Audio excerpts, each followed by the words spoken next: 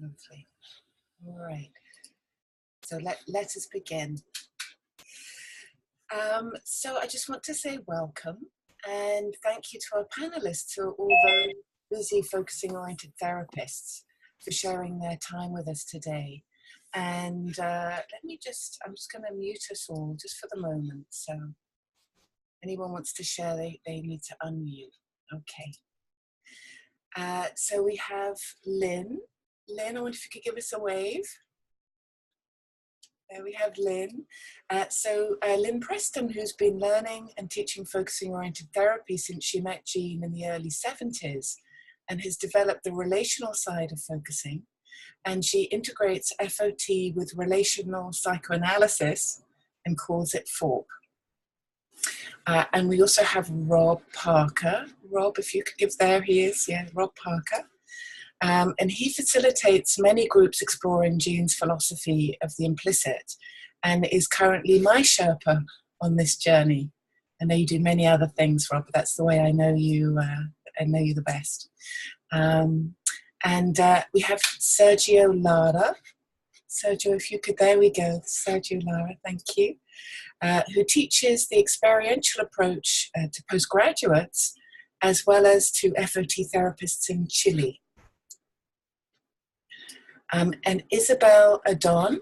Isabel, if you could give us a wave. Isabel, there we go. And Isabel is an Afro-Latina who's been practicing focusing since 2008.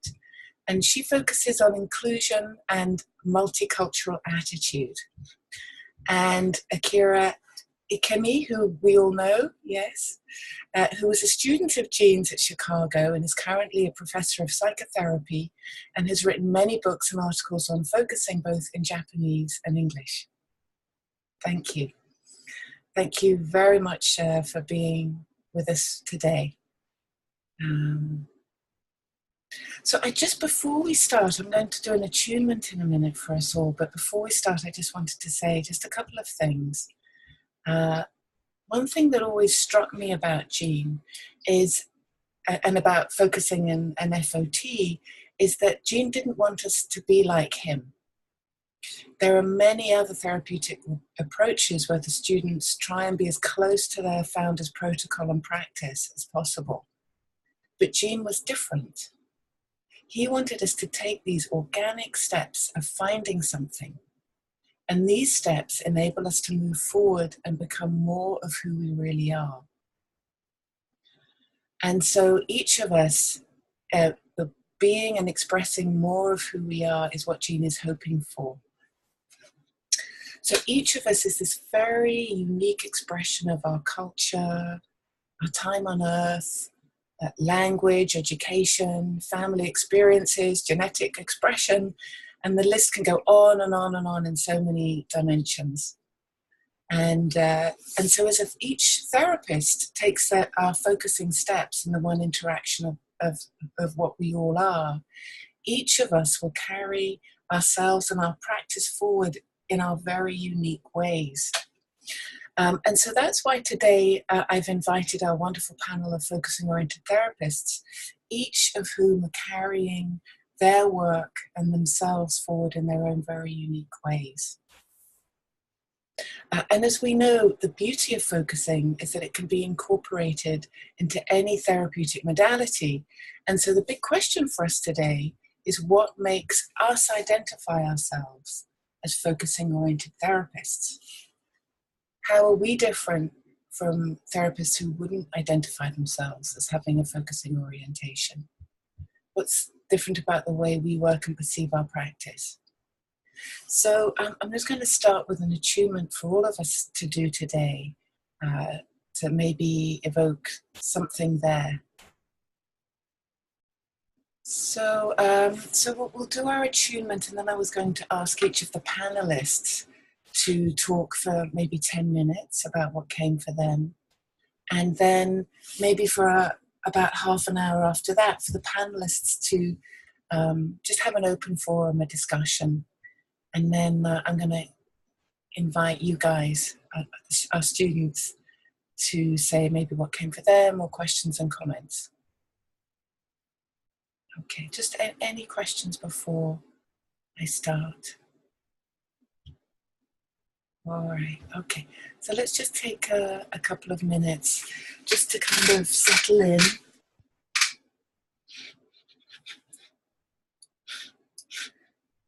So maybe just taking a moment to land. Just feeling the weight of your body on the chair. And your feet on the floor. Doing whatever fits for you there.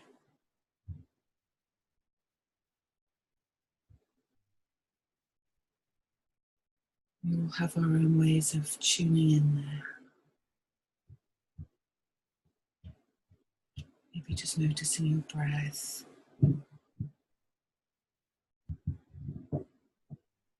How you are there in your throat and your chest and your belly.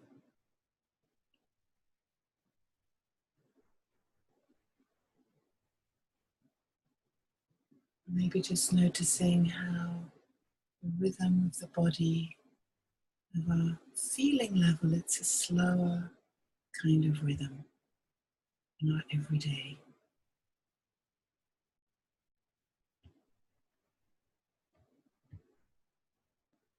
And if it's hard to tune in, just noticing what's hard about that, what's the quality of that experience.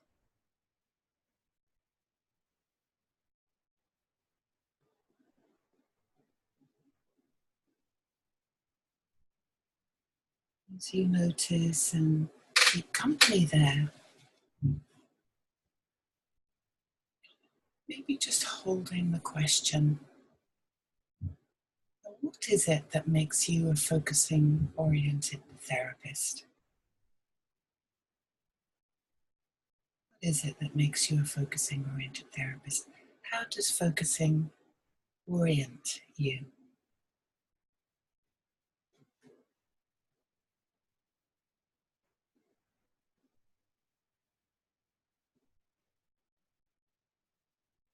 How does focusing help you find yourself as a therapist?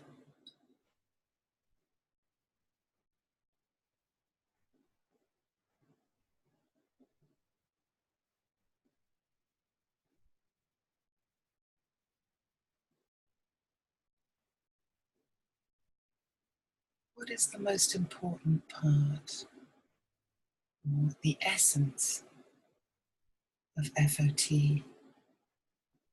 that gives you a sense of how to respond and how to be?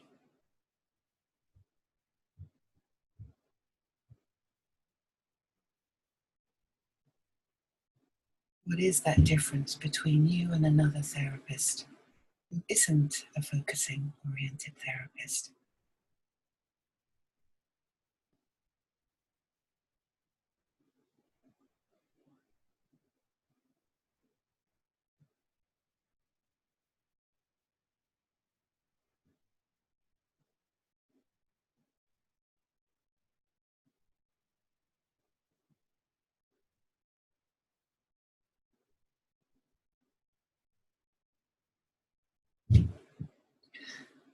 And just lastly, what's unique about your practice and your particular approach to FOT? What's unique to your practice? You're moving forward as a therapist.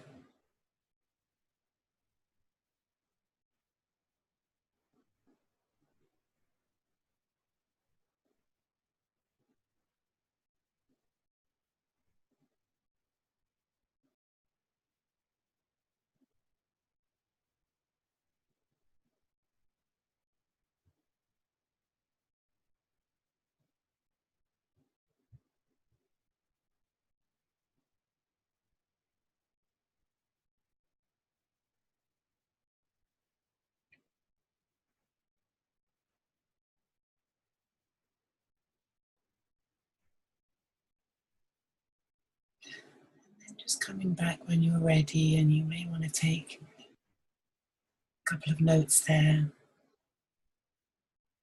about what came.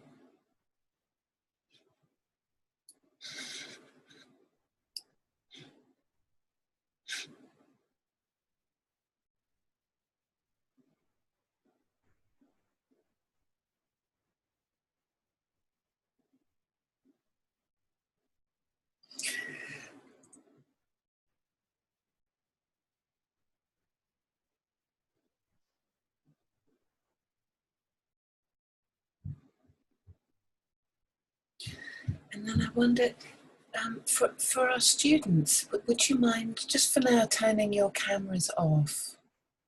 So we just have the panelists, just for now.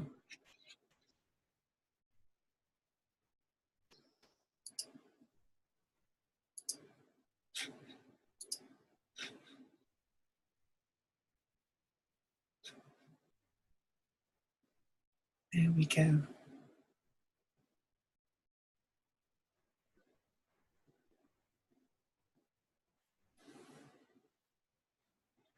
So, Isabel, would you be okay starting us off?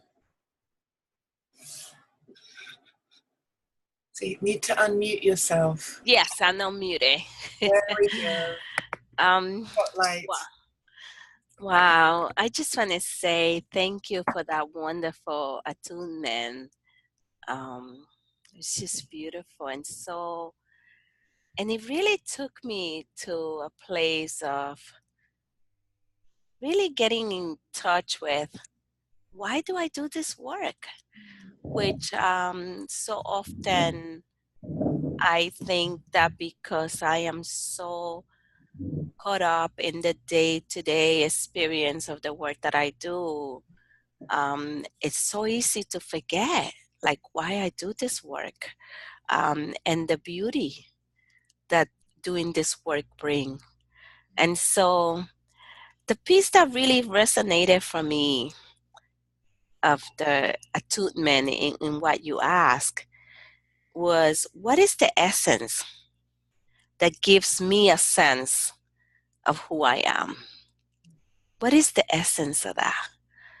And what came up for me, very similar to what you started to talk about, was this sense of being a tapestry of many different threads that come together to form a whole.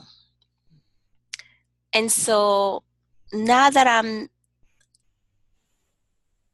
in essence, that I'm not one thing or another, and I think for me, as a Latina and a woman of color, a lesbian, a parent, an immigrant, a lot of times it can be about one piece and not the other, one piece taking center stage while another piece gets left behind.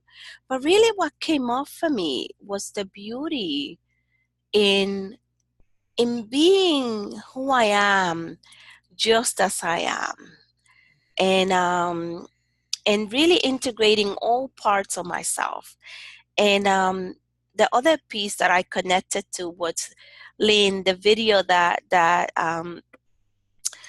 was shared with the young person that you were working with, and that experience of that duality, and how beautifully you brought that young person to look at the duality of almost seeing herself in the, what I would say was the depressive kind of way, in which she's also mothering herself and encouraging herself to do things, and in the gentle way in which you work with that. But coming back to the essence of who I am, and in this work, it's really being able to do this work in a way that is collective, that is not just the individual, and really understanding that healing is not just about the person sitting in the room in front of me at that moment of time, but that there's just this collective energy that as that person heals, so do other people around that person, and just that essence um,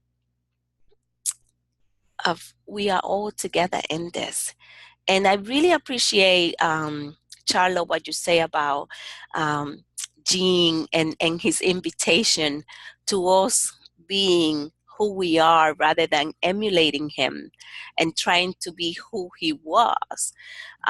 Because I think that that's such a beautiful invitation to really find and connect to who we are and how we do this work, and not to be so concerned with wanting to be someone else.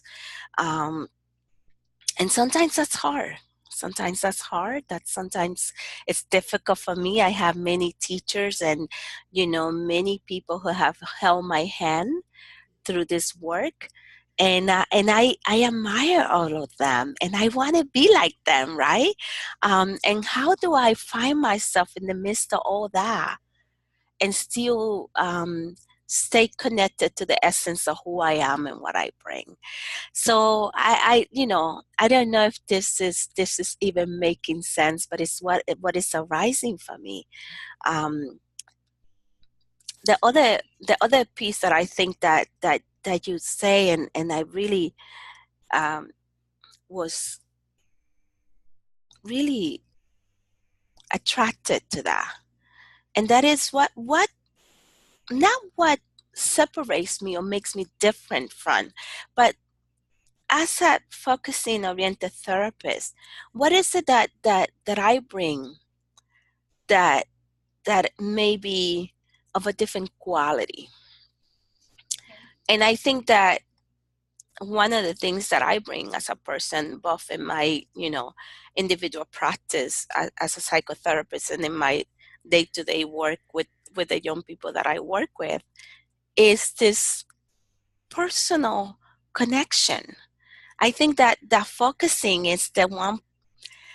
I don't want to say it's the one or the only, but it's the place where I feel that when you're working with someone, that there is a connection, that's a felt sense that even when the person is working on their own stuff, quote unquote, that there's almost a way in which you yourself are working on something. Um, and that I find that is beautiful. So it's not that you teaching or helping someone, but it's this interconnectedness that takes place. And I have to say, for me, the other piece that I bring and that I am very grateful to have come in contact with is Aboriginal focusing oriented therapists. It's that piece, and forever grateful to Shirley Turcot, that encompasses and integrates the cultural aspect that sometimes are not really as present, and also the intergenerational pieces and the historical pieces, and all of those pieces that for many people of color are so present, and sometimes understated. But to me, that's another piece that I bring, that piece around working with the land, and really working as a collective and working with um, not just the person sitting in front of me, but really understanding that you're working with sometimes a whole community. So that, and I'm just going to leave it at that. And Charlotte, thank you so much for this opportunity and that attunement. And here's one more piece I want to add, Lynn, um, which is speak to the piece about what separates me, or identify me, or what do I bring to the table. And that is, when you were working with that young person, one of the pieces that came up was grief, and the grief of losing the grandmother. And in IFOT, that piece would have been a piece that would have been worked with and explored even deeper in terms of the intergenerational connection, and maybe even exploring if the grandmother was there to move the action forward. So that's another piece that is a piece that I really enjoy, that you get to work with people who may not even be alive. So that's really beautiful. Thank you. And I would just now take a bow and allow you guys to do your thing. Isabel, thank you. So heartful. Thank you very much.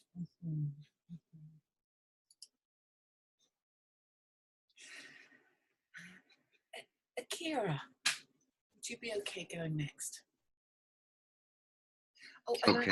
And if necessary, I'll just give you 1 minute warning. So we'll have 10 minutes and I'll give you a minute warning. Yes, please, because I might have a lot to say. Well, thank you for inviting me to come to this panel, and this looks like a wonderful panel. I'm looking forward to it. I might start off by saying I don't do very much focusing in therapy. I do a lot of things, but I am mindful of Jenlin's critique of the single theory or single technique system, as if a single theory or a single technique or single method can address all of human suffering, which is impossible, of course. So we must be careful to say that focusing can work for everything, you know. And Jenlin also wrote in the book Focusing Oriented Therapy, and this is a very famous quote: the relationship is most important, listening second, and focusing comes third only. So the relationship, as I see it, is very important. And if you look at the Jenlin's case, which he has some verbatim records in the book Focusing Oriented Therapy, you don't see him give any focusing instructions. He only gives a little bit, like just step back, or let's have a cup of tea.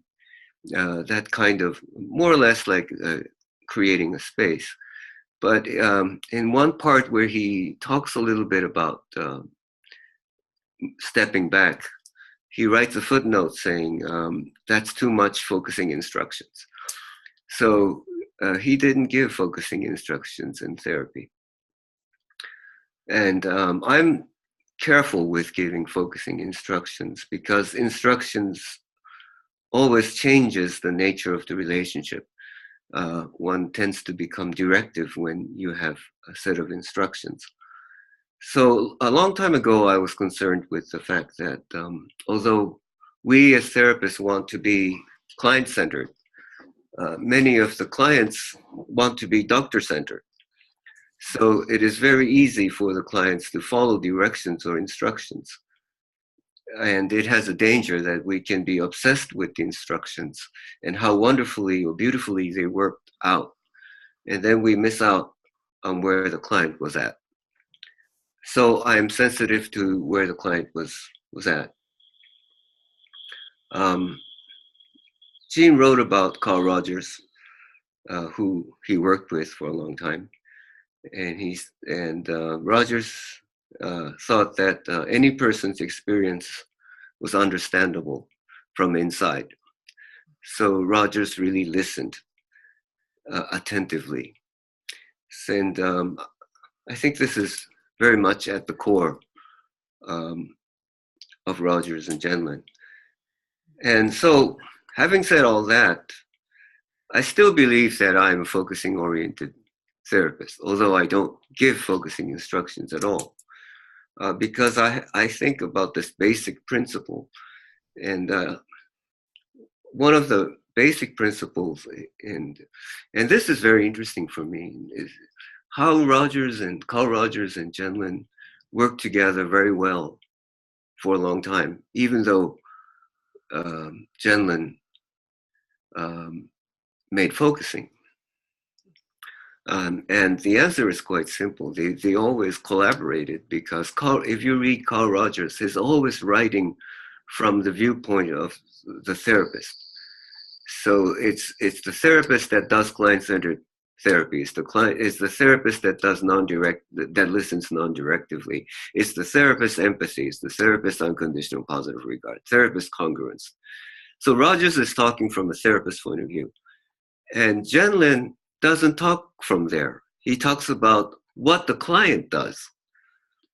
And he says focusing is the crucial inner act that the client is doing. So the two are actually working on different sides of the same coin. Rogers is emphasizing what the therapist does. And Jean Jenlin is writing about what happens to the client, or what happens in the client's experiencing. And so, as a therapist, I want the clients to get in touch with this crucial inner act, which is focusing. I want to promote the client to do the focusing. And in that way, I think I'm a focusing-oriented therapist. I help the person contact the felt sense. Sometimes I say, how does all this feel for you? Oh, another thing I might say is, how does all this feel for you in your body? And by body, I mean a relationship. It's a living forward of a relationship. Oftentimes the body in focusing is confused with the physical body. But Jean doesn't mean the physical body. He says it's a living with others. It's our embodied being in the world. And he says it is not, quotes, the area within the skin envelope. So it's not the inside of the skin that he's talking about, but it's a kind of a bodily living forward. So if you have a bodily sense of this panel right now, it's your relationship to this panel, or it's your wanting to live in such a way with this panel. So I emphasize the felt sense, the bodily feel, and space also. I can talk a lot about space, but I don't have the time. And what I also value is what I call the openness of not knowing. So we don't know what the felt sense is going to turn out to be. And we value that openness of not knowing. And from there, I think I can say two things, which is that focusing is actually a mode of reflecting upon experience. And we want the clients to reflect upon how they're living or how they live a situation. The EXP scale, which is a very important measure, and I think it's very important to train for listening. But actually, I think the EXP scale is measuring how we can reflect on experience. So this self-reflection, I think, is very important that the client does. We want the clients to reflect on themselves. And also, another important thing that distinguishes focusing from whatever else there is that saying always carries forward what one wanted to say. So this is the very essence of, I think, Jenlin's philosophy, actually, that we don't really know what it is. It's unformulated, what it is. We might say, I am angry at that person. And the moment we say I am angry, we notice it's not anger. It's a kind of fear, maybe. And the moment we say fear, we notice that it's not fear, really. And then you realize, oh, maybe I'm feeling hurt. So saying always changes what we wanted to say.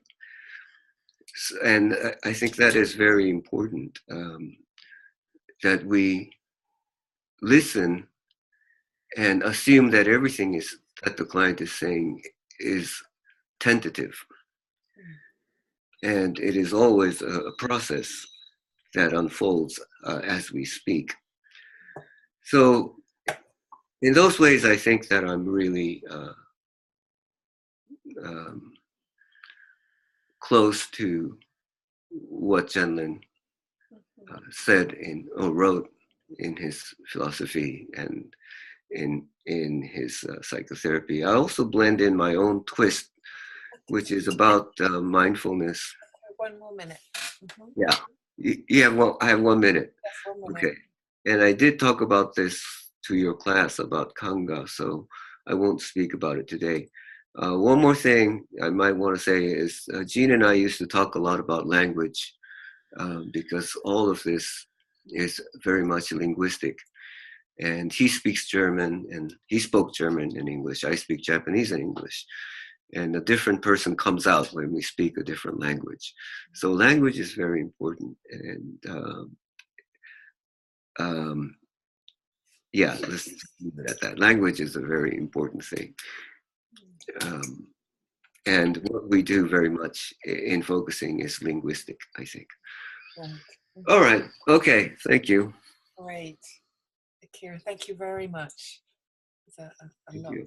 That's wonderful.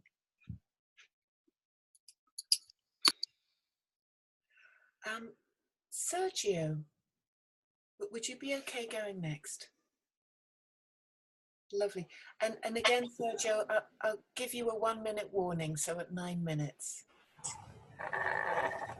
Okay. Thank you very much. I am very honored to be here in this panel. It's a wonderful idea. Congratulations. Yes. When I heard, I listened to Akira, I do work permanently in the direction of focusing in my practice. And I think I began as a kid because I wanted to be always in the nature and in touch with the silence and with the wind. And so that was my experience as a kid. And after that, I was some years in medicine school. And then I quit that. And I was for many years in a place of silence. So my way of education of focusing was through my life, what I lived. And I was very insecure when I was a psychology student. And I wanted to see Eugene Gendlin. So I traveled to USA in 2000. And it was in a congress of the conference of last millennium in Anaheim, California. And I was there and I saw him, and it was a presentation of focusing. And I say myself, oh, I didn't understand maybe the English, but I didn't see that Gene Gendlin did focusing. And I was very surprised of myself. And after that, some people asked him, and a psychologist asked him, why did you not do focusing in this session? And I say myself, oh, yeah, I understand good. And Gene Gendlin said, do you know, more important than do focusing is to make companion to another. And this person didn't want to do focusing, so I didn't do it. And for me, I said myself, oh gosh, this is what I want, to be free, to make companion without a structure. And when I and the second thing that I listened of Jim Genlin in this moment was another question of another person, and she said, what do you say new in psychotherapy? Because Carl Rogers had said all, what do you say? And Jim Genlin said only two words, the body, the body.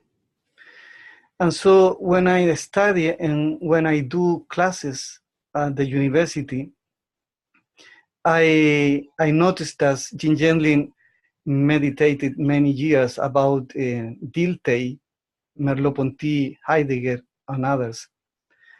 And so the word that he translated of German is das Leib, and das Leib in German is the body, the existential body.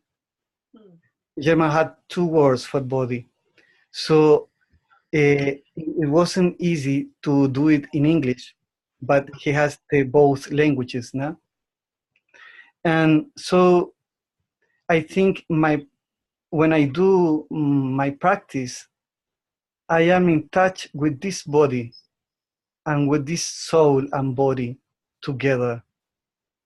So I work permanently in the direction of life.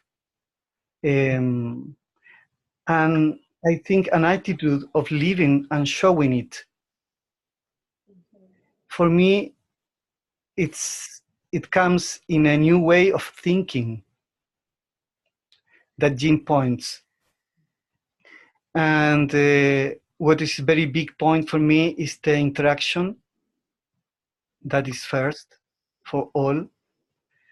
And the interaction that makes me define myself with another. And so life manifests itself in this interaction.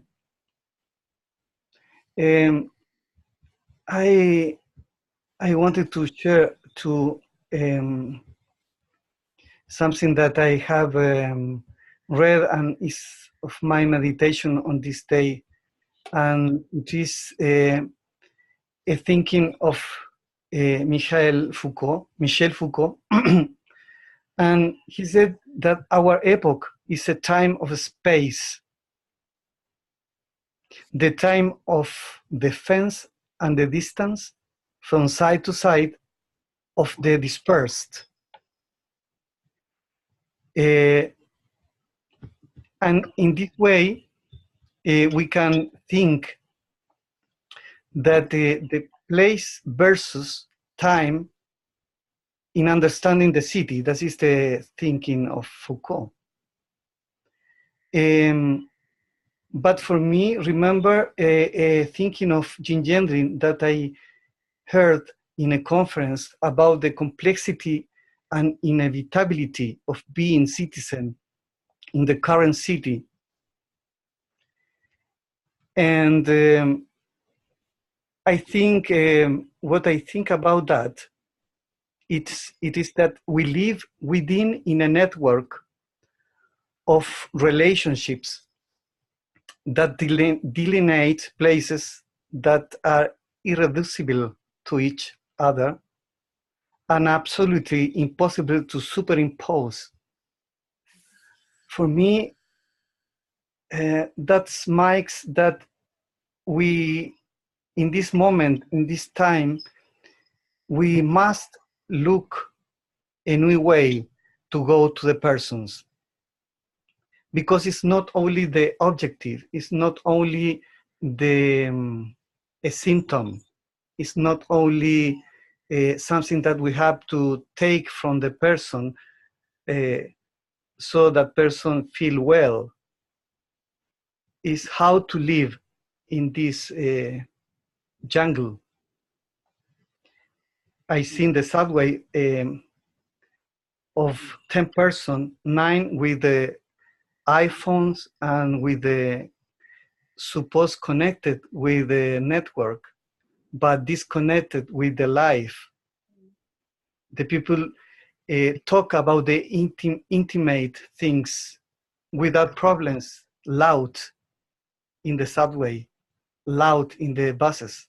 So we have a new time. And I think for me, the challenge is how to be in touch with this challenge of the people, and to be in touch with the life.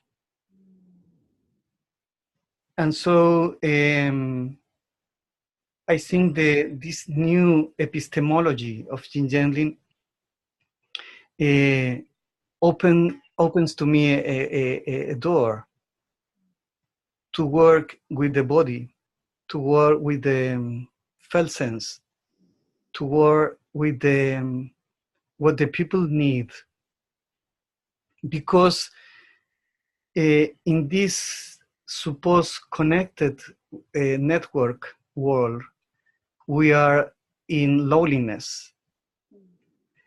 And I saw in my consult this problem always. Just one more minute. Mm-hmm. Thank you. That the people are looking for the solution, how to decide between two things, always.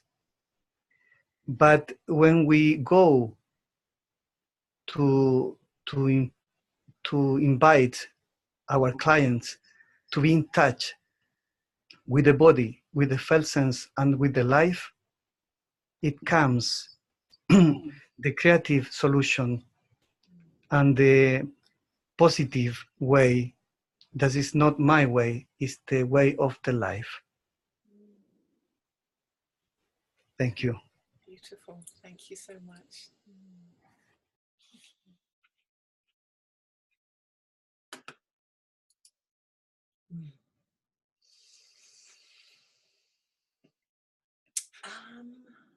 So I can't see Rob. I wonder if Rob. Lynn, are you there? I know she's moving stuff out of her house.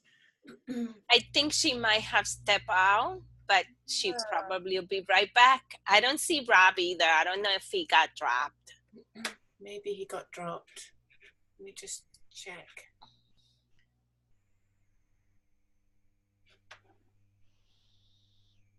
Give me 1 second. I will just put this in. Let me just unmute Lynn. Lynn. Hi, can you hear me okay? Yes, we can hear you well.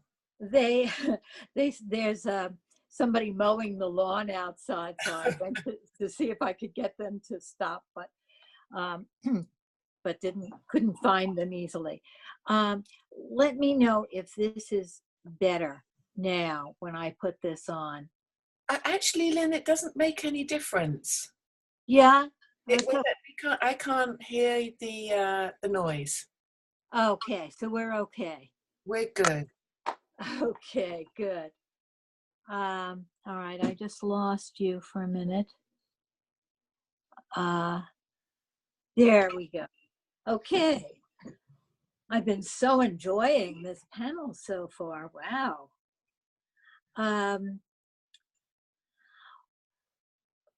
I'm just taking in what everybody else said and getting reoriented about what I would have to say, because I think we're all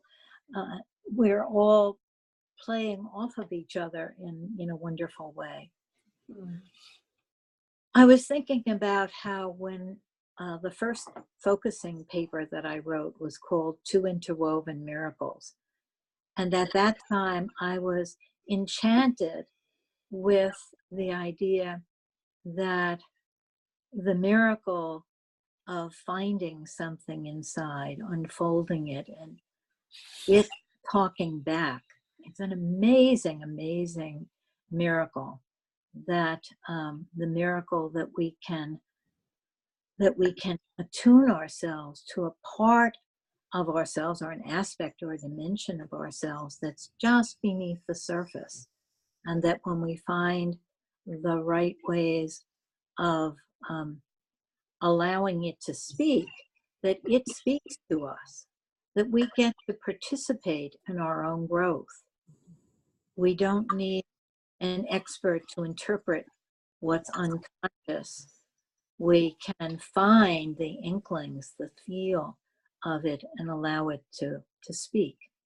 That miracle, coupled with the miracle of how therapy, even when we're seeing the person only once or twice a week, can make an incredible difference, a new beginning, a new healing, and that we are able to together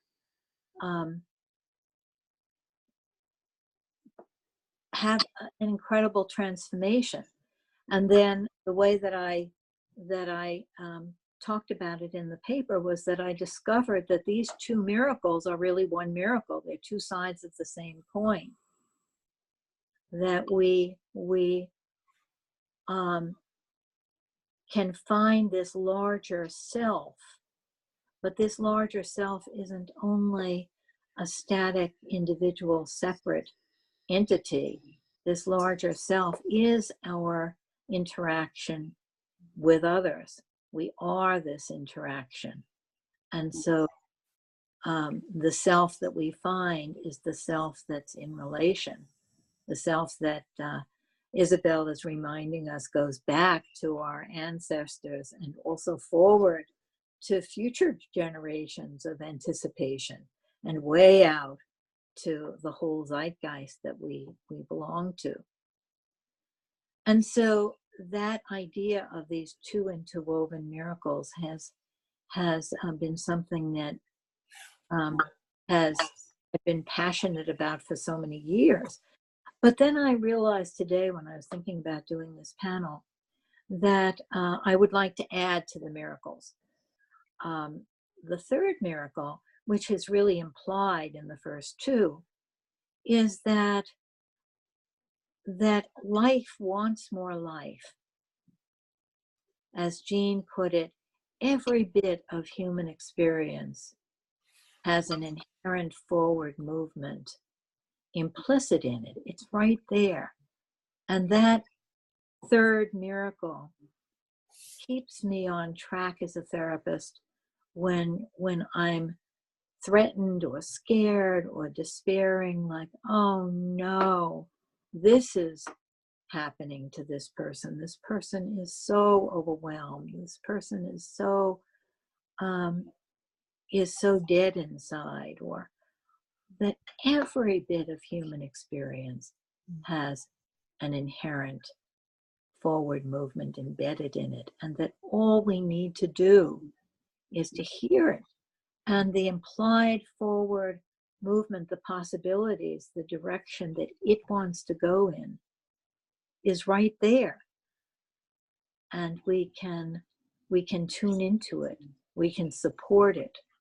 Even the most horrible things that we experience in life are things that have opportunities, even opportunities for protest, or opportunities to know that this is not the way life should be. And just knowing it shouldn't be that way. That was a question that Jean asks in therapy. How should it have been? It should not have been that your father abused you. How should it have been? That we can get in our bodies a way that life would have it to be. And then we get to live it in some way in the moment. And the fourth miracle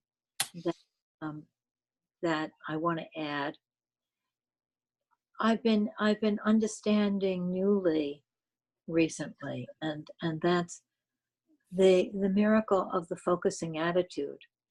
And Joan Klagsborn sort of laughs about, well, it's not just a focusing attitude, it's this big attitude. the attitude of receptivity and curiosity, and an attitude of the kind of sacredness of life that Jean embodied.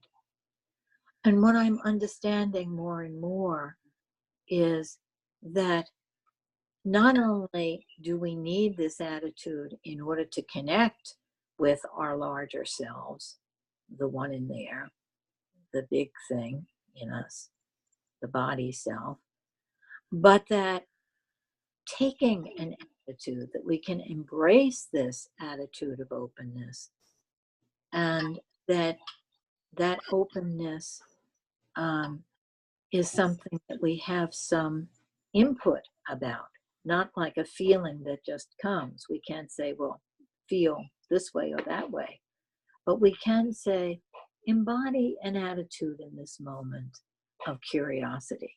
It can be something that we have input into. And focusing actually not only requires this attitude of receptivity, but it fosters it, so that when we go inside, when we pause, when we say, well, what is that there? What am I feeling? It actually generates this attitude of curiosity and openness. And the other thing that I'm understanding about the importance of attitude is that attitude is the invisible, larger container of the whole thing. Attitude is like the air we're breathing. Attitude is what we don't even notice, that makes the huge difference about what kind of forward movement can occur. And what I'm learning is that focusing enables us to have this attitude.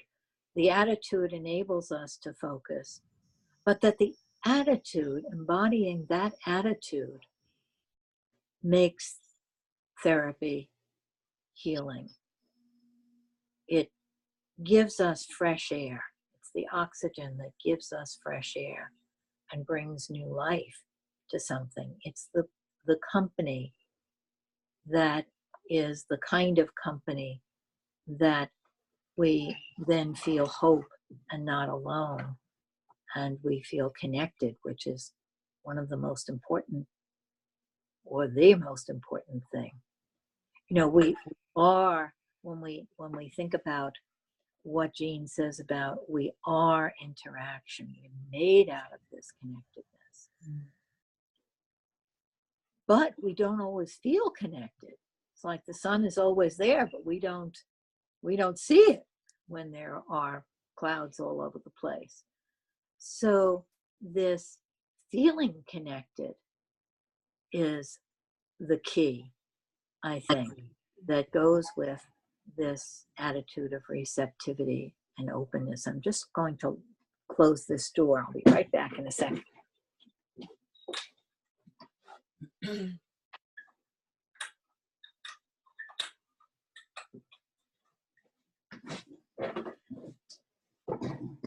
So, Lynn, yeah. One more minute. Oh, one more minute. Oh, dear. I've just begun. No, the last minute I want to spend on the unique way that focusing oriented therapy has come to me, and that is to spell out more the implications in practice for the basic understanding that we are interaction. Jean says our primary job as therapists is to be the kind of interaction that makes something better. And I see that not as separate from focusing. I see that as a larger way of talking about focusing. Focusing isn't only that inner act that is done with our eyes closed, but that in touchness, that referencing what's there, not only in our individual selves, but in the interaction. And I developed ways of talking about what I call the felt sense of the us, that we are one interaction, Jean says, and that we can have a felt sense, not only as therapists of ourselves and of the client, but we can have a felt sense of the system, a felt sense of the us. And we can be informed by what we as partners are ready for. Is this kind of self-expression that I want to do, is that going to be right? Is it going to carry something forward for me to give this client who is crying a hug, or to put my hand on his shoulder? Is it going to be right for me to introduce focusing in a more instructive way and say, can we spend a moment with that? Can you see what comes from that in the midst of our interaction? I can feel the readiness, not only of the client, but the readiness for us, the readiness for the two of us, for this team, to move forward in certain ways. Did I do it in a minute, Charlotte? Good, very good. Oh, good. Lovely, thank you. Thank you, Lynn. And so, Rob, are you ready? How's your connection? I think my audio is good. Can you hear me? I can hear you well. Okay, so I've been doing audio troubleshooting, and so I missed some of Sergio and Lynn's presentations. But I went inside and thought about, well, what is it about that distinguishes my practice and FOT from other approaches that I know? And it feels to me that the most important thing, distinguishing thing, is humility. And others have thought of that, so that's not completely distinguishing. So I also want to say that I think FOT gives us better ways of being humble than others, so we can be humble more, better than others can be. So what do I mean by that? And I don't want to say like really better than others, but we have some good ways of being humble. What do I mean? Well, we live in a society that assumes that it knows what's best, and the only concern is having enough power or control to make what's best happen. And so I saw an ad just the other day that was offering a way to rewire and reprogram my brain so that I could be more efficient or sleep less or something. And it raised a question, like, if my brain is a piece of hardware that can be reprogrammed and I am a manifestation of that hardware, then who's doing the reprogramming, right? And and also, like, on what basis would one decide that one's brain needs to be reprogrammed? And yet we hear that kind of language all the time. Also, the brain is hardwired to do this or that, or you can change the wiring of your brain to accomplish this or that. It's like an assumption that we know what needs to be done, and so what the advertising or what the technique is going to do is give us the power to accomplish what needs to be done. Without asking, like, if we are the wiring, then who's changing the wiring? And has anybody noticed that there actually are no wires inside the brain? Another example, a psychiatrist that I know told me that a large part of his practice, he lives on the outskirts of Manhattan, is prescribing amphetamines to the Wall Street traders that brought down the world economy in 2008. And so they know what needs to be done. They know they need to work harder, faster, spend more hours. And So it's a solution-oriented technological society where everything is in front of us is a potential tool for doing something faster, better, cheaper. And who decides what should be done and who decides what's a problem? If the Wall Street trader is tired or depressed, is that a problem? And maybe is that a gift that that person should be listening to and maybe adjusting their life? And then faced with that kind of relativism, like who knows, we often end up saying, well, the client gets to decide, so we'll just give the Wall Street trader his or her pills because they're asking for it. And in focusing oriented therapy, we have a different way. We don't assume that we know, and we listen to the client's actual experiencing. So if someone asks for help with substance abuse, as therapists, we know there are treatment protocols for substance abuse and there are best practices for substance abuse. And we also know that those really don't work very well. The outcomes are not very good. But what we can do instead is we can actually listen with the person and invite them to listen together with us. Listen to their life. Listen to their, what's your world like? And what we may find is a complexity and intricacy which had been sort of overlooked. It's like wallpaper. And listening to that, that says what it needs. And we can then start working on helping, guided by the client's felt sense, we can help the client make their own life better, listening to something larger than the small ego that thinks that we need to sleep less and do more. And we can put aside the concepts and techniques and categories, reprogramming the brain and so on, and just find out really that substance abuse might not be a problem at all, that it actually might be a doorway towards helping one's life. And so, like a client might realize after some time in therapy and not paying any attention at all to the substance abuse, but paying attention to making life better.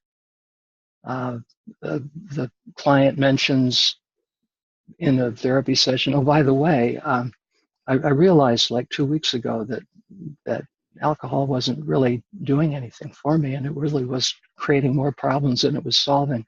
So I stopped drinking, and now I'd like to talk more about the other stuff that we've been doing. So it's like in passing, that thing. I've been drinking since I was 14, and now I'm 50, and I just stopped. But not a big deal. The really big deal is that I'm going to meet with friends, and I'm finding a new job that feels right to me, and I'm doing all of that because I decided, or I don't know, I realized that there's a larger ground which I didn't know about, and I learned to listen to that. So gradually dealing with various wallpaper problems, and then gradually finding out that the substances are no longer so attractive. And I think that approach requires humility on our part, and requires also humility in the client. Like, neither of us really know what's best. We need to listen to something larger, a still, quiet voice inside that knows more than we do, knows better, has a larger understanding. And I think that approach, that referring to something larger, is deeply needed in our technological society. Um, and it goes against the grain of a lot of therapies. Like a lot of what we're taught in school these days is techniques to do things. And if we're dealing with third-party payers, they want to hear about what's the presenting problem and then how long it's going to take to fix it. And you get the feeling that they would rather have somebody work on a presenting problem such as like substance abuse. We'll send them off to a residential treatment center for 3 months, and that'll cost a fortune, but it's focused, directive, the sort of medical model, unit model treatment. And if we're just listening and making life better, and that works in a maybe a shorter time or a similar amount of time, and they actually stop abusing substance, that's not as good because you didn't have a treatment plan that was going through steps and doing stuff. It seems to me the whole concept of treatment plan assumes that we know what we're doing, and we shouldn't. Well, just 2 minutes. Yeah. So one of my teachers, who was also a student of Rogers, said once, if you think you know what you're doing, you're probably doing the wrong thing. And so my sense is that what focusing brings is a sense of not knowing and a sense of humility, and also a better ground, because I think we've got a way of getting in touch with a larger knowing that other therapies or other approaches. I think we have I don't want to say a better way or something, but it's in a way it is better. And, so that's it. I think it's humility, and I think we do it better. Lovely, thank you, Rob.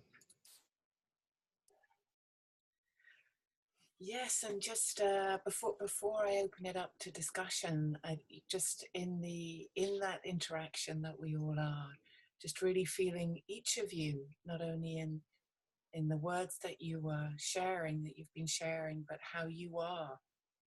That's one thing in this 2-year course that I facilitate. The beauty of having different teachers, feedback I've always got from my students is it's not only the teaching, but it's the way each teacher embodies their teaching, their way of being. So just really feeling affected and impacted by each of your ways of being and what you're sharing. Thank you. And I would just like to add one small thing, one short thing, which is implicit in, and also each of you have kind of shared this in your own way. But for me, one of the central pieces is what you were articulating, Rob, that humility, that trust, that, in realizing and going to all these focusing kind of conferences and events, that, everybody feels so beautiful. There's such a lovely experience here, everybody. And actually what it is everybody is trusting this level, this humility, this giving yourself over to this level. That's what's so beautiful in each person. And that in FOT, it's almost more important that you as a therapist are the one who's in touch and focusing. And Lynn, you've often spoken about this your orientation. It's like when you're feeling lost in the woods and the thickets in sessions, you can always trust, you can always go to this level, and it will very organically, the trust in that will lead you both through and guide you both through. And so you as a focusing oriented therapist, to be in that, in touch with that feeling sense, that felt sense, that experience of the one interaction that you are, and experiencing it from your own particular being, and being oriented and following that and inviting the client to that level is what feels one of the most important things for me. So guys, let's if I could open this up. Akira, are you still okay? Are you still you're bearing up? Good. So, Yes, it's still there. thank you, good. So maybe I could just start by opening the floor to all of us, to all of you. There could be something that someone else has shared that kind of sparked something for you, or another thought that's come for you. And we could maybe have like 20, 30 minutes there. Who would like to maybe come in here? Akira. I just wanted to add something. I liked what everybody said, and I want to share a lot, but I just wanted to add one thing to what Rob said. I feel that in many other therapies, the body is regarded as an object, not the subject. Yes. Mm-hmm. People want to control the body. Exactly. As if it is an object, but they don't listen to the body as if it were a subject. Right. Right. And the same thing happens with the mind too. Mm-hmm. That they want to control the mind. That's right. The mind becomes the object and not the subject. So what we're doing is actually to reinstall the subjective, the subject, Right. which is our body and which is our mind, which is our being or existence. Right. Thank you. Right. Yeah. And I'd like to add there that some therapies also refer to the body, like Pat Ogden's sensory motor psychotherapy and others, and they tend to do it in a formulaic way. And I think the what's going on is that Jean's philosophy and focusing is about meaning creating. And meaning creating leads to lots of good ideas and lots of good formulas. And then sometimes people get stuck on whatever new formula they've found. Instead of going back to that we can do this, we can create 6 formulas during a therapy session. Yeah. So, thank you both, Akira and Rob. I think one thing that struck me as a Spanish-speaking person, both when Akira spoke and when Sergio also spoke, is this conversation around language. And I think it's not only language in terms of the words and the meaning of words, but this felt sense that just keep changing and emerging throughout the conversation. And one of the things that I find really beautiful in the work that I engage in is that I work with people who are Spanish speaking, and English is their second language. And there are times when we are engaged in a very deep conversation in English, and all of a sudden that's the person may say, I really need to say this in Spanish, because there's a sense or a felt sense that they have in their body about this that is very different if they use a word in English. And it's just so beautiful to see that.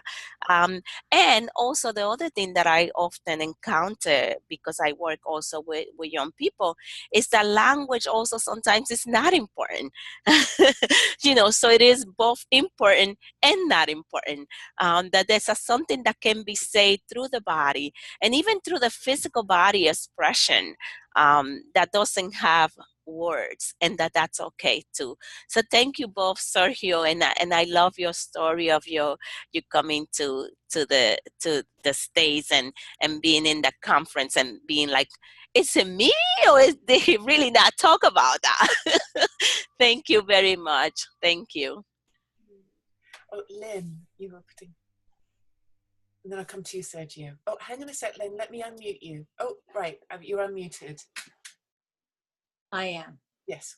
Oh, I wanted to comment on this idea of the not knowing, the humility, and this phrase that a psychoanalyst uses, courting surprise, which I love. And I feel like a focusing orientation is that edge of awareness where we're always courting meaning wooing,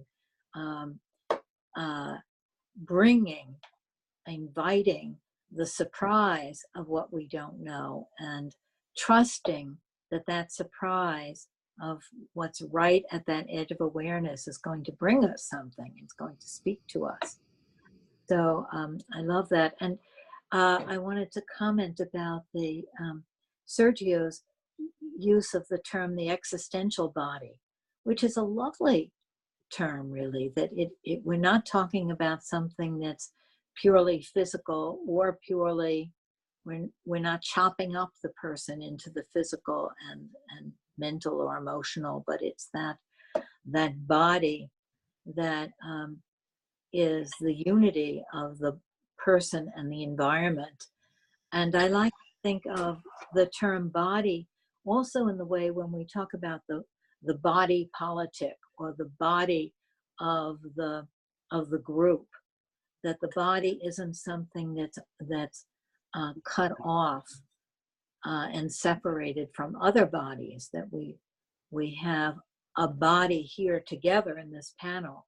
We are the body of this panel along with the students who are watching us, and that we can tune into that body. Oh, also just one more thing about language.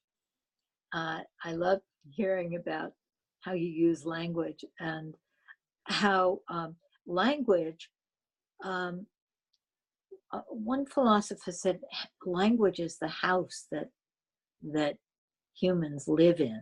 That language has a very important role in being a handle or a way of explicating what is known in the body but not put into words, and then those words carry it forward, and then the zigzag is then we find the larger from the words, but the particular words of particular languages carry it forward in a different way and can be handled very uniquely for something like that idea of the existential body, which I hadn't heard that term before.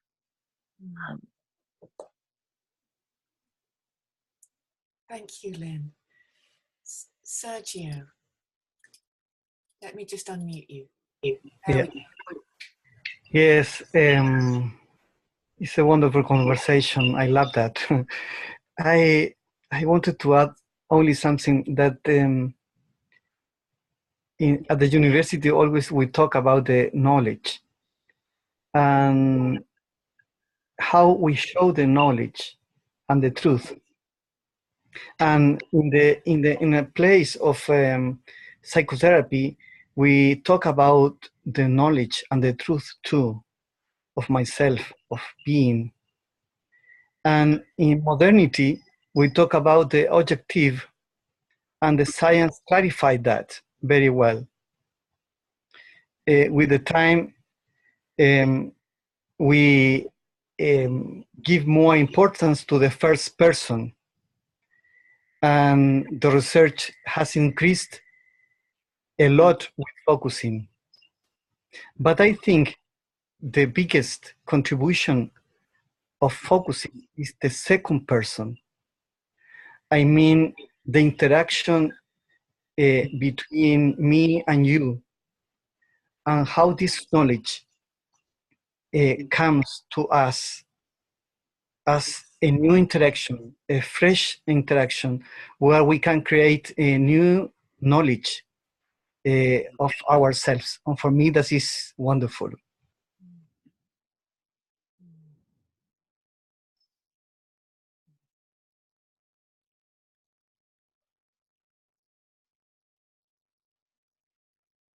That's so profound.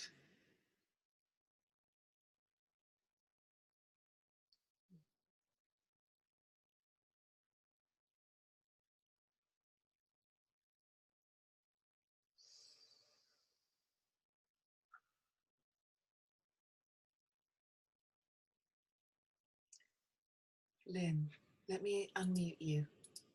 There we go, you're unmuted.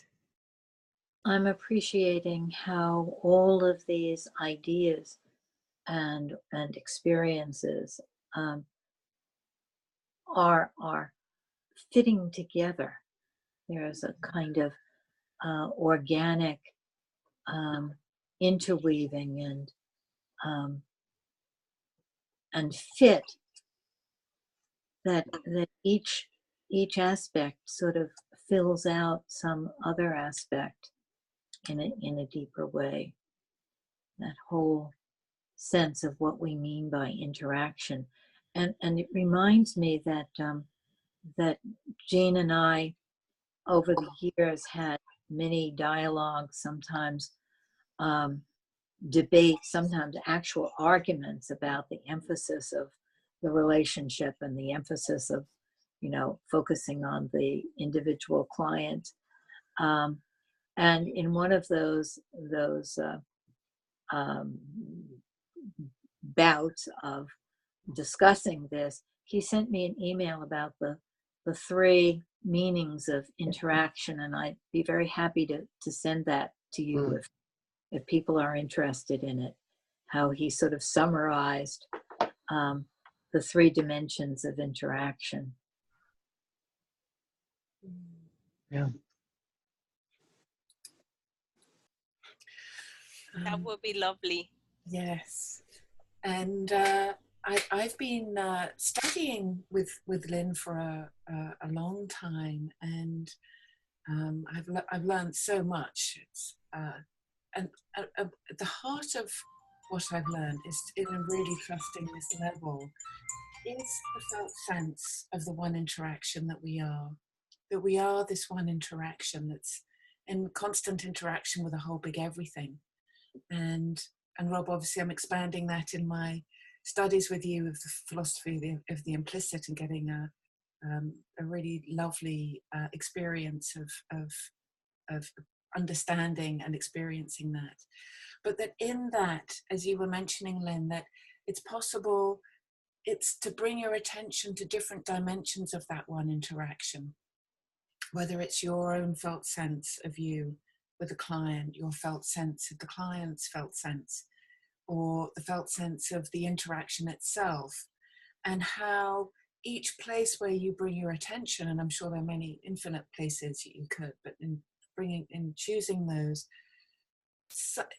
such different information, obviously interrelated, and different information comes, and these different points where you can work from and understand is beautiful to me. It feels like, you know, this kind of four-dimensional experience with another and of oneself.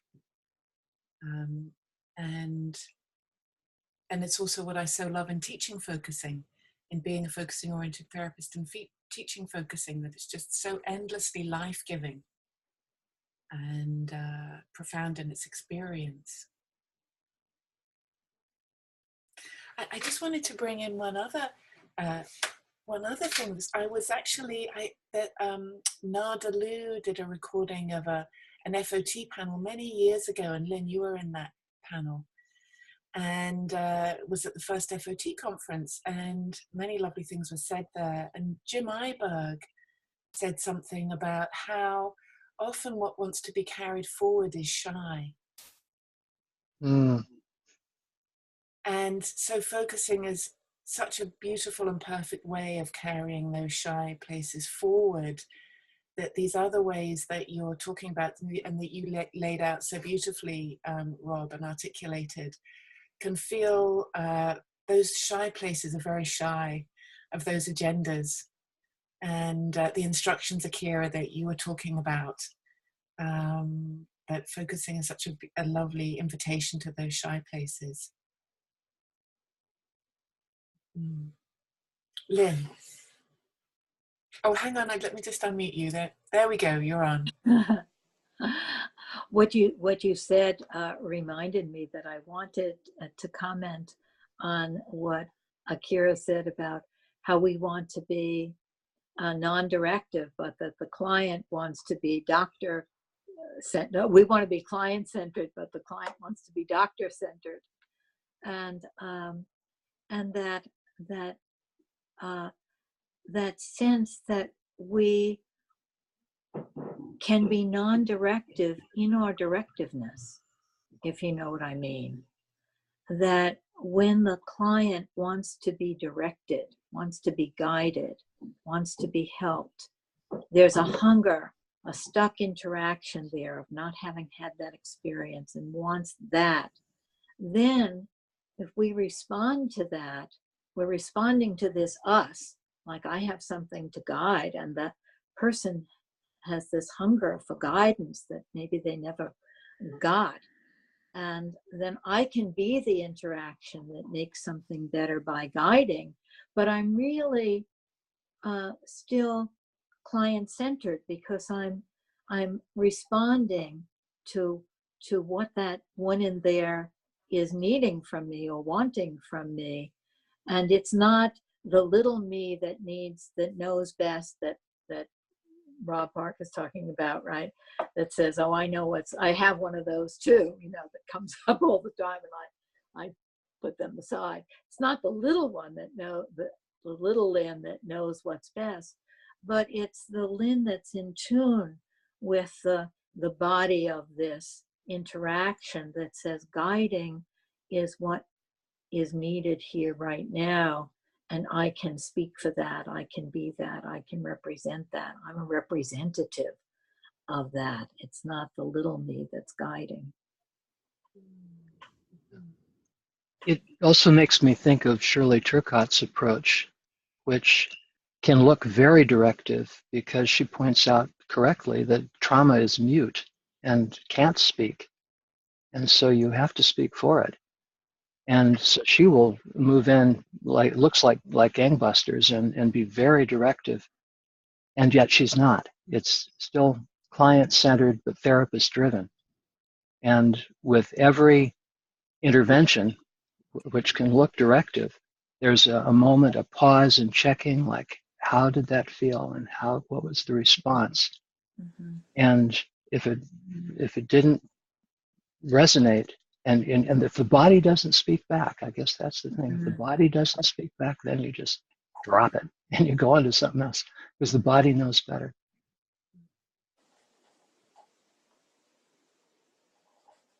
I like that, Rob, when you say the body can speak back, because that's the real difference from focusing guiding to something else. Mm-hmm. That's right. Where the body doesn't speak back. Like when you're giving some relaxation instructions or something like that, the body doesn't speak back. Mm-hmm. Focusing it does, and we're attentive to what the body says. Mm-hmm. In that way, we're giving instructions, but we're still listening. We're still listening, yeah. Right, that's right. So we're directive and non-directive. Yeah, thank you, Lynn.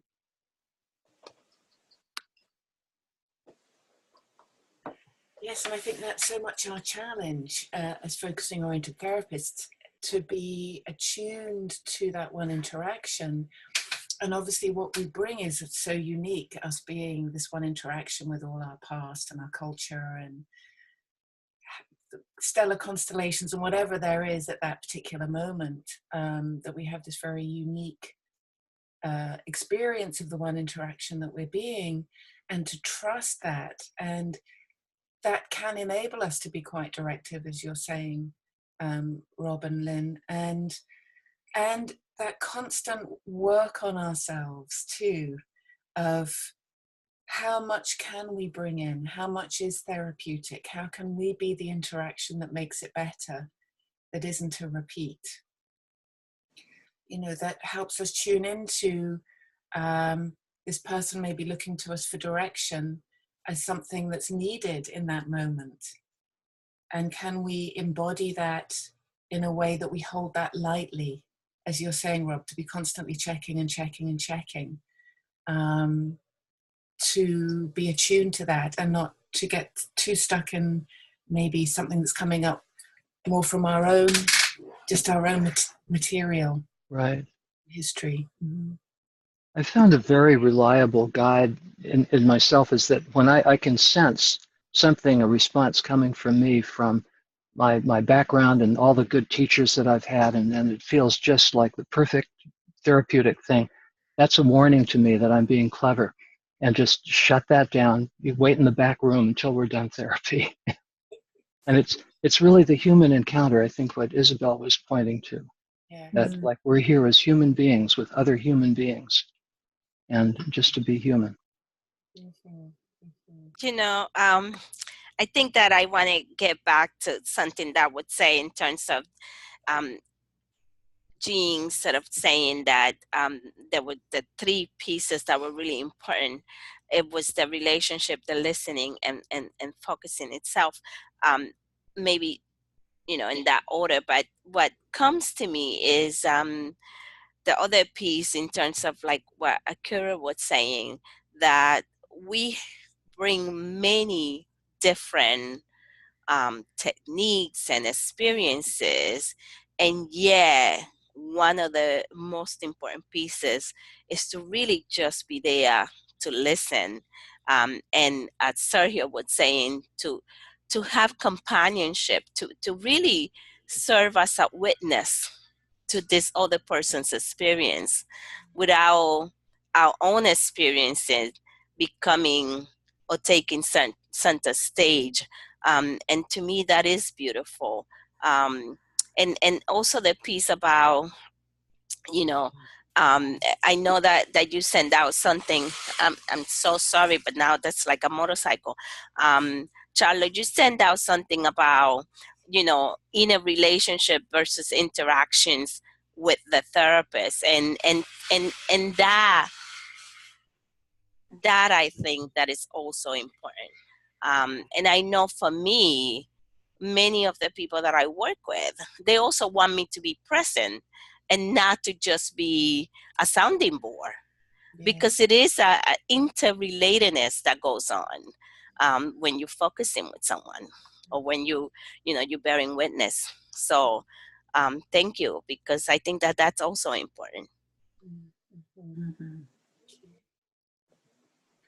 Lynn. I recently reread Jean's chapter 11 in the focusing oriented therapy book about a unified field theory through the experiential approach or sensitivity. And I really enjoyed it. This idea that we can learn and use many different approaches, and our sensitivity to the moment of experience and to the felt sense enables us to cross from one world of theory to another world of theory, from one language or procedure to another. And that sense that being in touch with the moment of experience isn't only the experience that the client is verbalizing, but all that we're picking up in ourselves, in the client, and in the room, in the atmosphere between us, that keeps us watching the road. I think that was Jean's analogy, that listening is like watching the road, that we do many other things, you know, put our foot on the gas, steer the car, whatever, but we have to watch the road. And listening is listening to the person, listening to ourselves, listening to different dimensions of the person, and listening to the us. And then we can safely, or even sometimes gracefully, use different theories and approaches, even ones that contradict each other.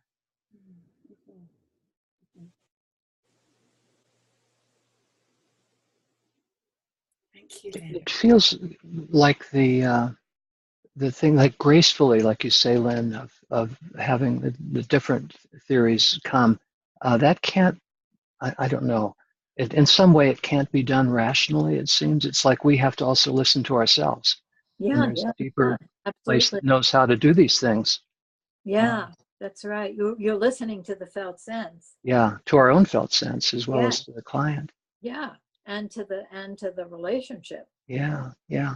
And really what it comes down to, I'm curious if others have felt this way, that there's after all the training and experience and everything, really the most important thing is to do nothing, but to let the thing come, to not be in the way of the process and to facilitate the process, which means being sensitive to the process, but not to do anything, but to let the process do it.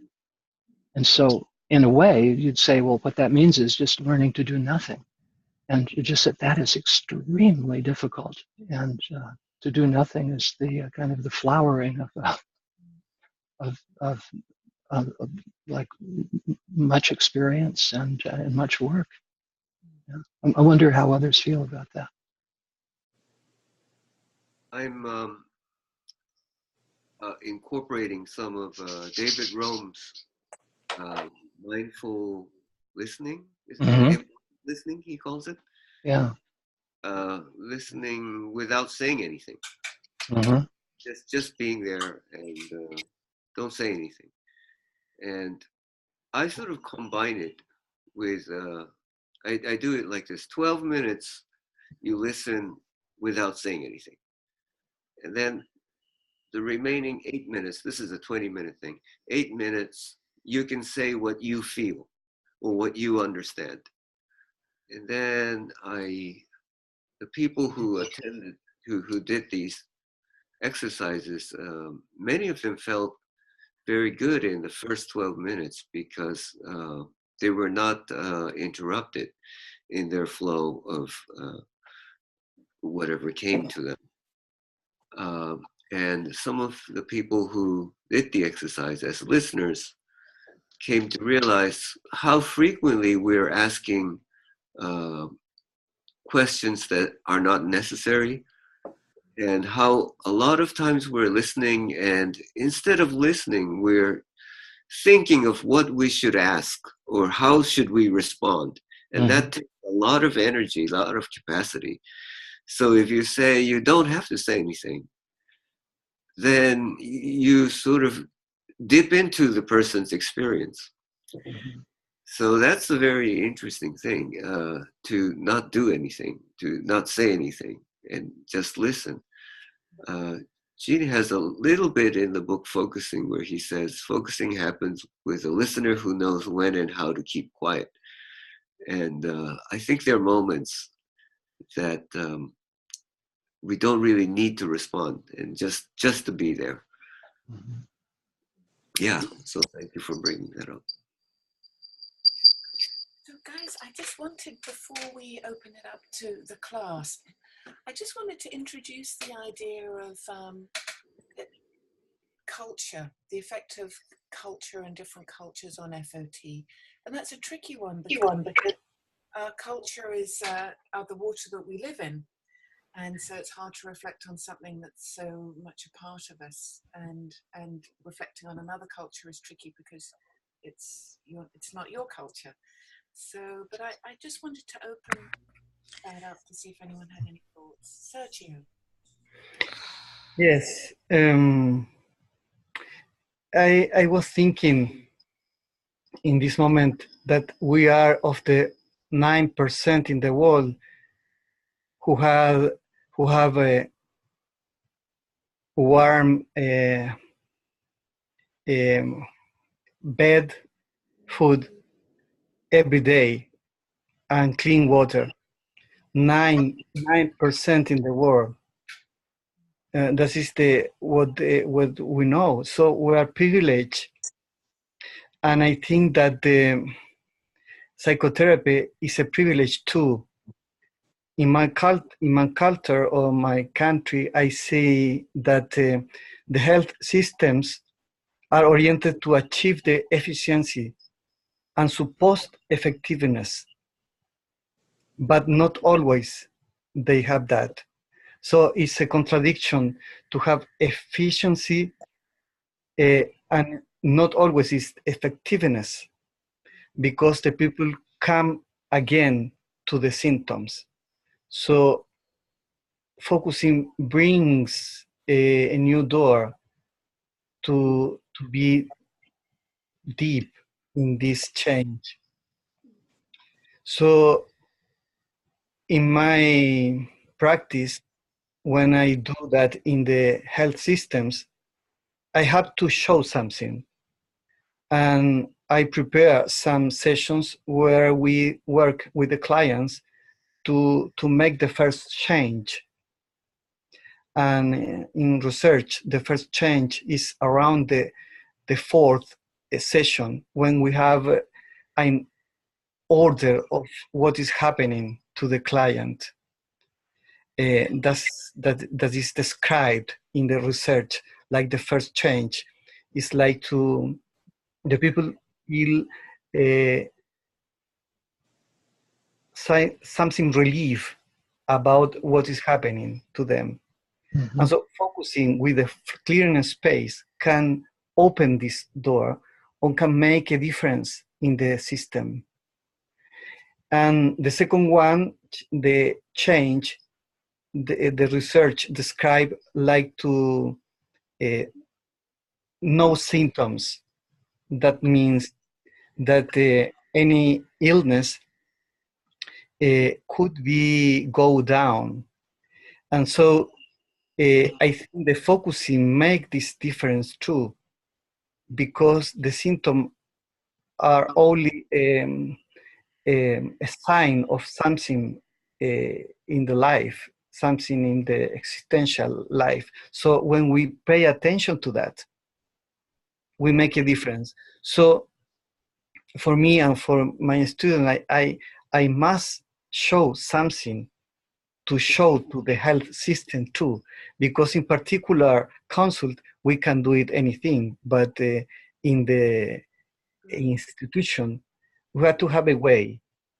And I think that we can do it. We can make a difference. I remember a conference of Mary Hendricks, and I think it was in Costa Rica, but she said focusing is dangerous, because focusing make the people to be in the power and to have power, and it has political and social consequences. So I think for me it's very interesting that we are political and social worker in the world when we teach focusing, because the people can be strong with themselves and fight for whatever they need. And this is very important. Amen. Thank you, Sergio. And can I just echo something that you say? In some way, we both privileged because we sit here, look at this, on a Sunday morning, we able to have a Zoom meeting where people in my country, in the Dominican Republic, many don't even have electricity. And so here we are. But I wanted to speak a little bit about focusing oriented therapy in here in the United States, more specifically here in New York City. One of the things that I noticed is that for many reasons, there's not as many people of color or Latino engaged in this work. You know, and the other side of that coin is that, including here in New York City, there's at least 13% of the population that is impacted by depression. And some of that is attributed to being an immigrant, you know, adjusting to a new culture, trying to fit in. And so I guess the question then is, for me, what is culture, and what is it that we are using to define as culture? Because I do have many people who come to me and what the culture that they identify with may be LGBTIQ, it may be the Latino culture, it may be, you know, because they live in the Lower East Side culture. So it really depends. And I think that this is the part that Rob was talking about. It's really what the client brings in some way that then we work with. But I think that for me, the question is, how do we make this more accessible to other people. So they can benefit from that. Because I go to many things, and I'm a bean counter. I'm often counting how many people of color are there, and I do go to many things and don't see a large representation of African Americans and Latino and other, and forget even indigenous people of Native American. And so how can this, and I know, I wasn't a Gene student, but I know, and I have a few opportunities, but I wasn't able to see him physically, but he was able to do some stuff on the phone. And I know one of the things that he also talked about was how this is accessible to anyone. And his commitment was to sort of, like my words, bring it to the masses. And so how is it that this is not happening? How is it that this is not more broadly available to other people, and more people are learning about it? So I don't know that I have the answer to that, but it's something that I am constantly faced with. Akira. Yeah. I think this is a very big topic about language and culture. And language, of course, because Jenlin's experiencing is about how experiencing interacts with symbols. And language is verbal symbols. So it's very much an integral part of experiencing. Now, culture, I don't know how to really think about culture. But I remember one time in Germany, I was teaching at the summer school there, and Jean was there too.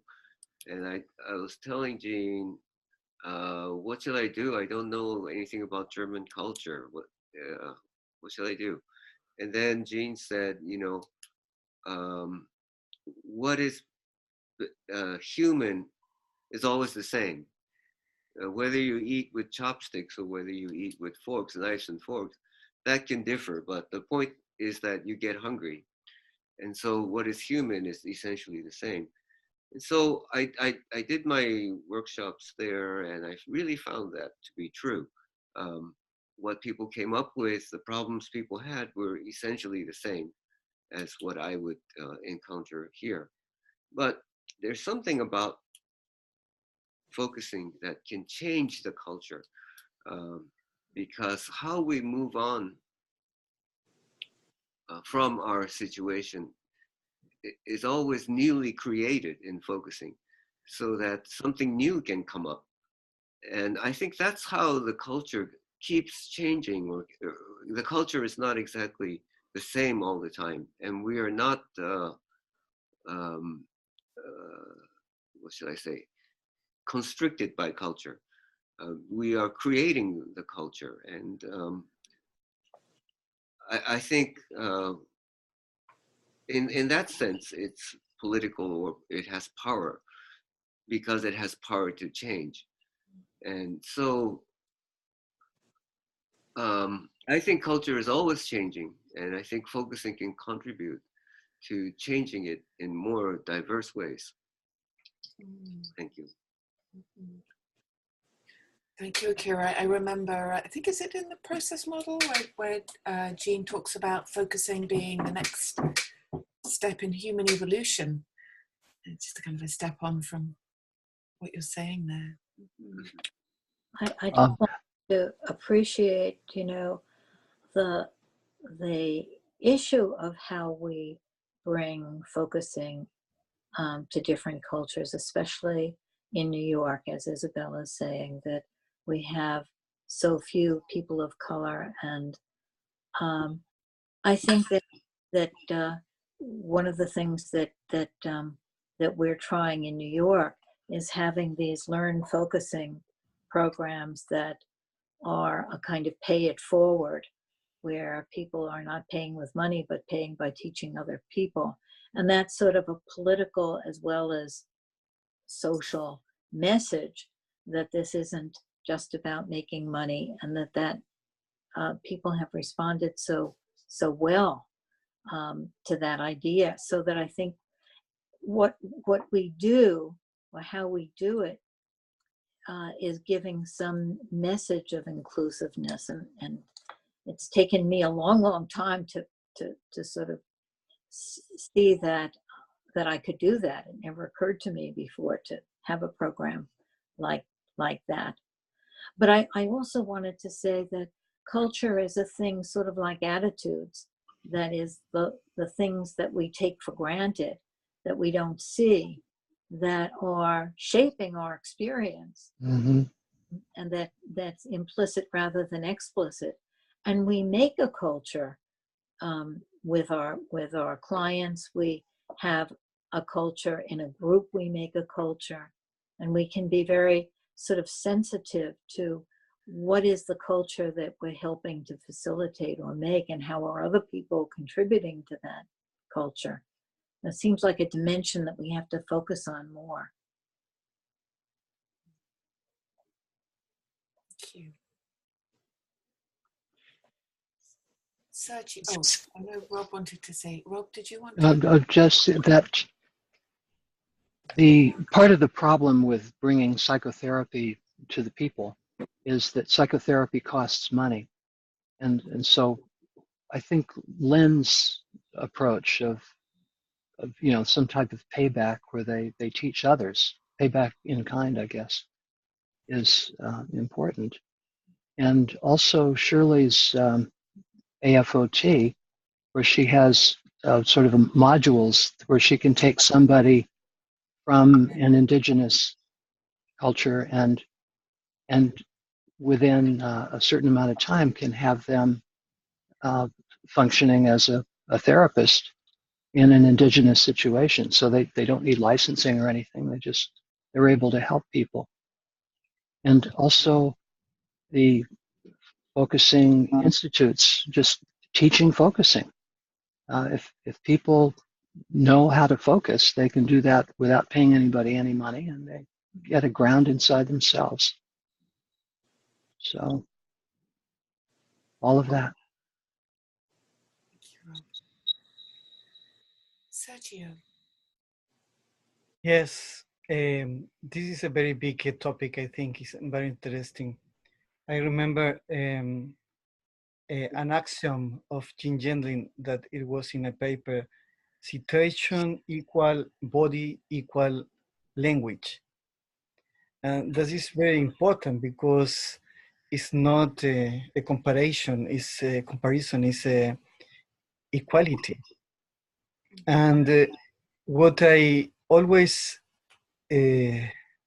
see when I travel is our ethnocentrisms and the tendency of the people to think that all is like in their own country. But in this moment, we are living something that is very interesting because we build the culture, as Akira say, and she builds us too, or the culture built us too.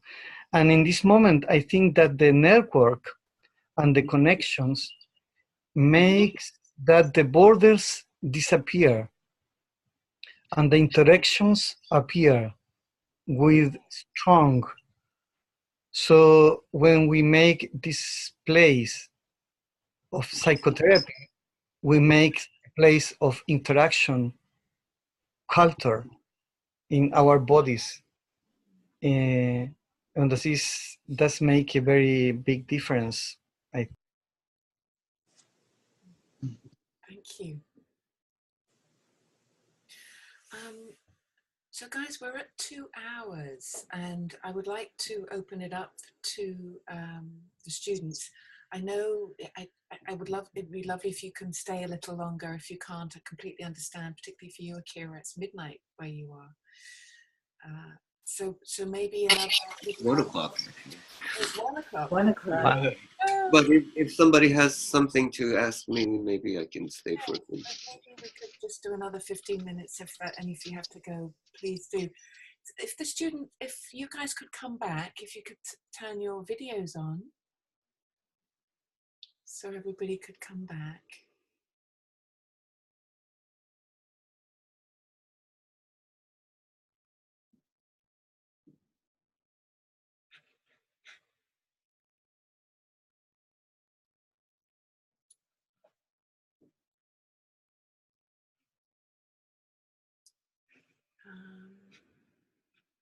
And there's Jason and Jeff.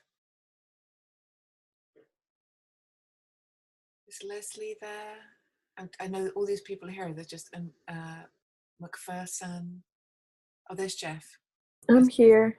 Okay, great. Jason's video is still off.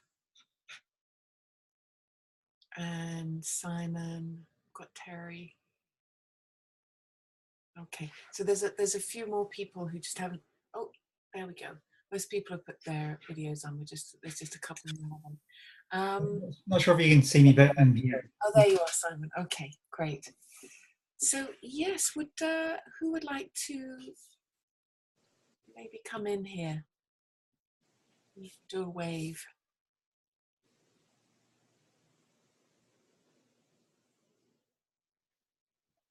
Anyone want to kind of comment even on something that comes up for you about what makes FOT for you, or something about culture and FOT?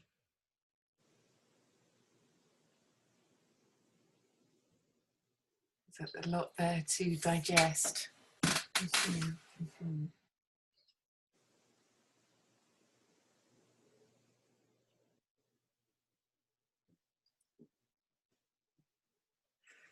So guys, I mean, what it may be is what we're hoping to do is after the panelists leave, we're going to have a break, and then we're going to break into small groups that will give us a chance to talk and focus together about what's come for us. So maybe that will give you just the space and the chance to kind of digest a bit. Oh, Anna.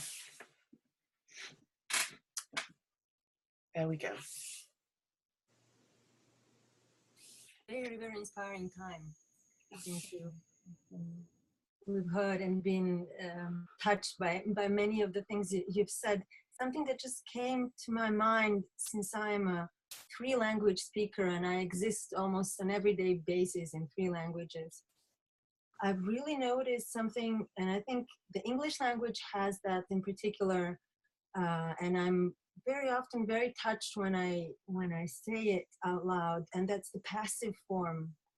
So something is needed here if there would be a situation. So we don't have to name neither the situation or me. There is no I and you as nouns, but there is this verbal kind of passive.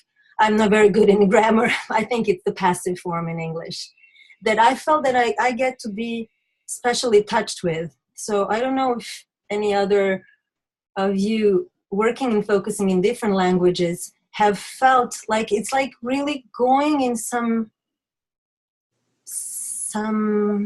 dimension that is, it's kind of more touched with this passive form than in some active. So it's just an experience that I had. So I don't know if it's, yeah, Akira is nodding. So it does do something to him too. Thank you anyway.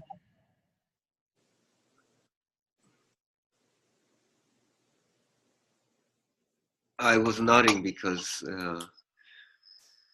there is no, what should I say?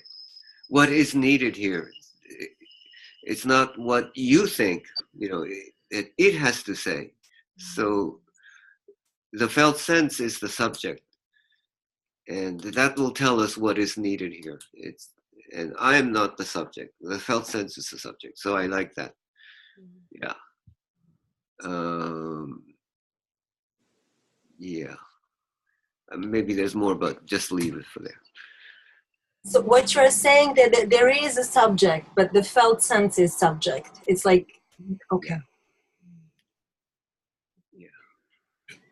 I love this phrase, what is needed here. I don't know, for me, it's like, it's a door open and spaciousness, and we get united when I'm with a client or with a person, when I myself come from that place of real interest for that, and not as just the form of something, but if it's really presented in me like that, I really feel this, there's something in energy that shifts. It's like putting my feet into some fluid underneath us, and then everything goes from there, and it's always very powerful. I mean, small things, but this feeling of alignment and something that's like we're very close to some juicy life. Yeah. And that simple phrase, like what is needed there. Yeah. Thank you. Thank you. Simon, you were. Oh, thank you. Yeah, I don't know if I don't know if it's a question or a comment. It's something. First of all, yeah, I just wanted to echo what Anna said, that this has been such a rich conversation. There's so much to take in. I think that's why we're all so quiet, because we're digesting it all, as you said, Charlotte. But one thing that did come up for me at the beginning of when we did the attunement, and then I guess again through the conversation, I guess before I heard everything, my sense from the attunement was something about focusing being oriented toward the underlying material of a person's life, or the underlying material of whatever's presenting itself and what's coming up. And I know that's not all of it, but that's just part of how I experience focusing. And so I guess the question or comment that comes up from that, and hearing people talk about how focusing is different from other kinds of therapy, or the ways in which it might enhance or be different from other orientations. The question that comes up is, I guess in a sense, it seems to me like whether or not we call it focusing isn't focusing part of any good kind of therapy, or shouldn't focusing be a part of any kind of good therapy, because it just seems to me difficult. It's difficult to imagine how therapy could be that effective if it's not really creating a space for people to experientially encounter what's giving rise to everything and what's underneath the explicit patterns. And it just seems to me, I guess I'm just interested in what people think about that. Like, is the larger sense of focusing something that necessarily has to be part of therapy, and good therapists automatically do it in some way, or is it something that, or is it different from that? Yeah. And I already got to speak to Lynn about this earlier in the week, actually, because we had a supervision session, so I feel lucky that I got to ask her too. But I'll leave it there and see if there are any comments. Thank you. Well, I'd like to say that I think that there's a basic talent, or sort of an intuition, that one would need in order to focus if you weren't taught to do it. And my sense is that therapists from diverse schools do that in some way. They happen upon it and begin doing it. And it's interesting that what gets in the way of doing it is training. So if you have a protocol and you have a formula you're supposed to use, and you're well trained and you stick to the protocol, then you won't do things that you don't understand or that you weren't taught.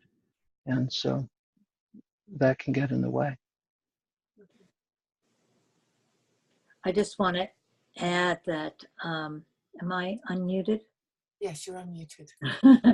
I just want to add that I showed my class the little video of Gene introducing focusing, and he starts by saying, focusing isn't something I created. Focusing is something natural, and it's there. I just made some little steps so that people could find it more easily. And I think that's important for us to remember, that focusing in the large sense of the word is something that all of us do, that all of us live from.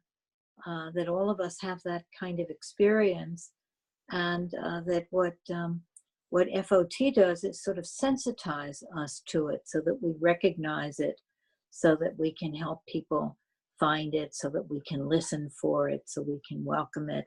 And in the other home theoretical base that I have, relational self-psychology and relational psychoanalysis, empathy is emphasized in that way that the felt sense is emphasized, and it's really very much akin that we use the language of focusing, and in the broader sense of empathy, it's tuning in to what isn't spoken or is spoken in symbolic ways, to what's under the surface.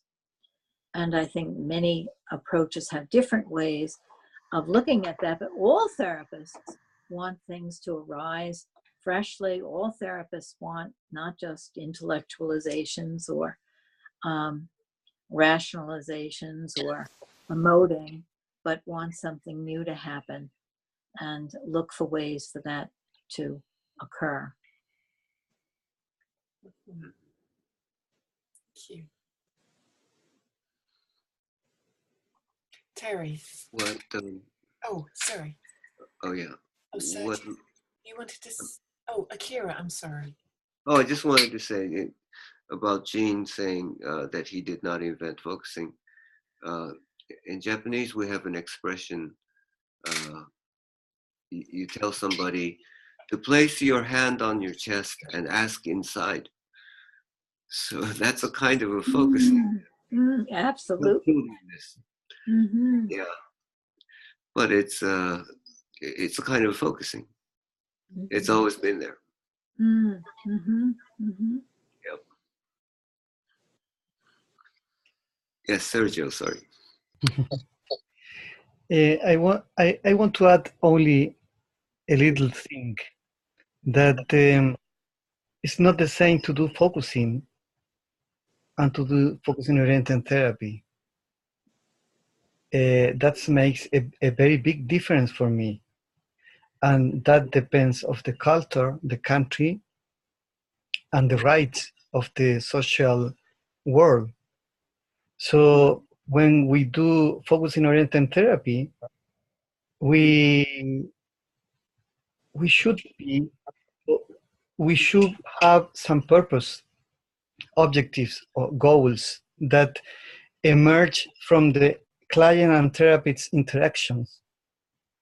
And I think what's important in the focusing oriented therapy too is that we have an ethic and responsibility. When we do focusing, we do focusing, and it's wonderful. I can have a focusing partner, but it's only to be in touch with the life. That is not, it is a lot of, it's too much, but to do focusing oriented therapy is to make a way with a purpose. And so we have to respond what is happening there. We have, as therapists, we have responsibility. We have to say to the world what is happening, what something is happening. And that's make a difference, a very... Oh, yeah. I think it's time for me to go to sleep. I notice my mind is slowing down. So I've had a wonderful time tonight. So thank you all. Thank you, Charlotte. Akira.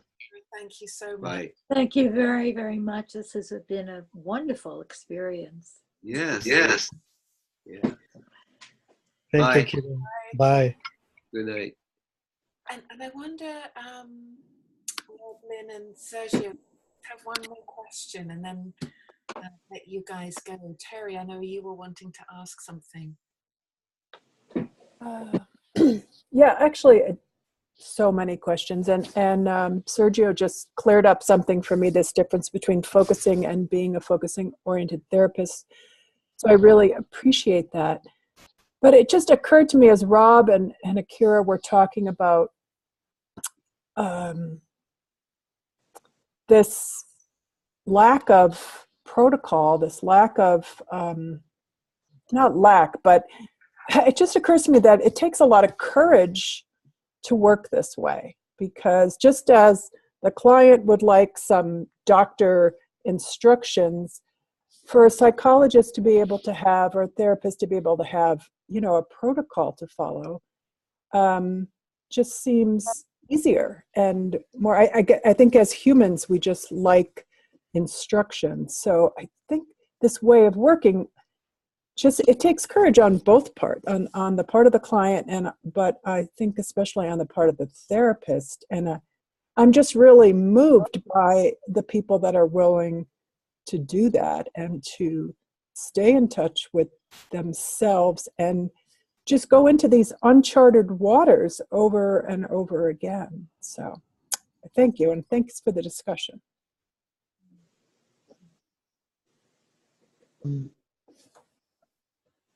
I think it does take courage, and to me it feels like bungee jumping. I've never done that, but the sense is like jumping off a cliff, and you're trusting that life will take care of you. And so it's tremendously takes a lot of bravery, and there's also a way in which it always works. So life does take care of us, and also, like Sergio's pointing that we have to show that we do something, and I agree with that. That part of the bungee jump is we don't know what's going to happen, but we know that it'll be good, and it's fair to ask for some objective outcome, say in therapy. Like if somebody's been in therapy for a year, we'd expect that they're going to be doing better in some measurable way, and if they're not, I think it's legitimate to ask, what is all this bravery and bungee jumping for? Yeah.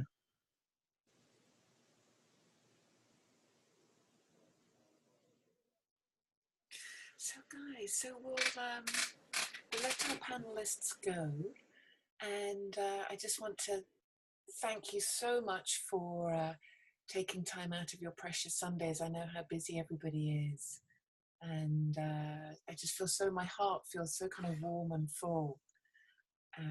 Thank you so much. And I just wanted to give you a chance to maybe say goodbye, and I don't know if anything comes to you to say. Rob, maybe we could start with you. Well, I'm very grateful to you, Charlotte, and to all of the students that have made this possible, and to the panelists, and to be able to hear from this great panel. And yes, so I'm coming away enriched, and I'm grateful. Yes, thank you, Rob. And Sergio. Yes, I want to thank you all, you, Charlotte, and the panelists. And it was a wonderful morning for me.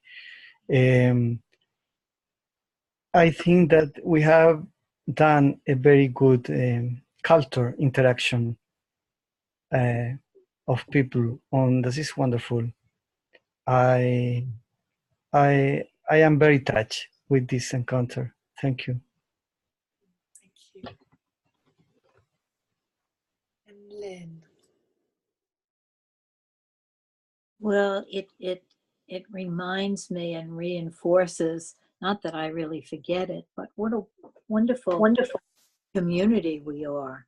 That the body of this community is inspiring and alive, and I love the interactions. And I had a wonderful time being here this morning, and I have so much more to ask and to say. So I hope we do another one. Yeah, absolutely. For sure. It's lovely to see the students. Yes. Bye-bye now. Bye. Thank you. Bye. Thank you. Thank you.